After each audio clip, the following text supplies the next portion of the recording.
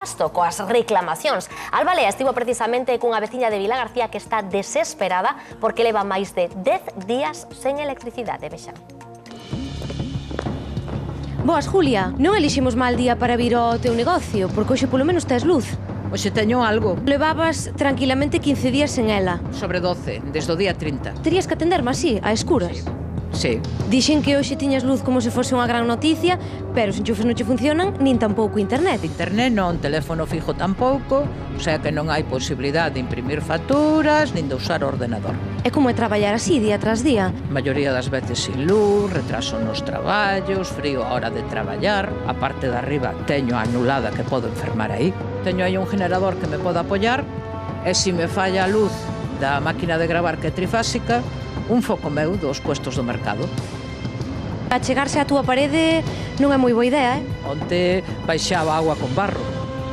Temos luz hoxe grazas ao electricista que veu onte, pero canto pode aguantar isto? Non se sabe porque a instalación xa non está como onte, xa non funcionan os enchufes. E onte quitouse un limitador queimado que se xuntaron as liñas e non se incendiou o local porque se queimaron os fusibles da calle. E que dixo o electricista cando viu isto? Que no estado que está a instalación que é normal. E que dixo o seguro?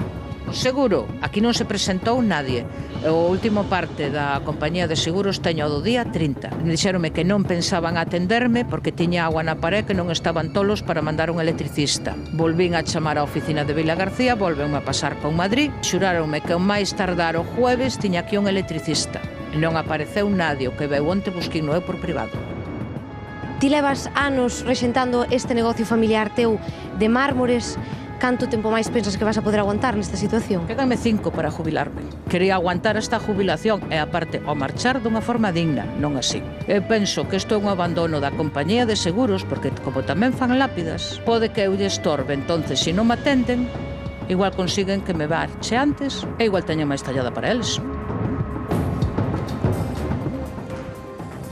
Pois seguimos coa mesma receita, paciencia, e desta vez receita dobre, porque Luis Pena, como a Julia, hai moitos galegos. Eu tamén me identifico. Hai moita xente que o está a pasar moi mal, os seguros non sei se que non dan feito, ou poden pasar un pouco de nós. Eu non sei cales son os nosos dereitos e nos vemos afectados polo mal tempo. Por que estamos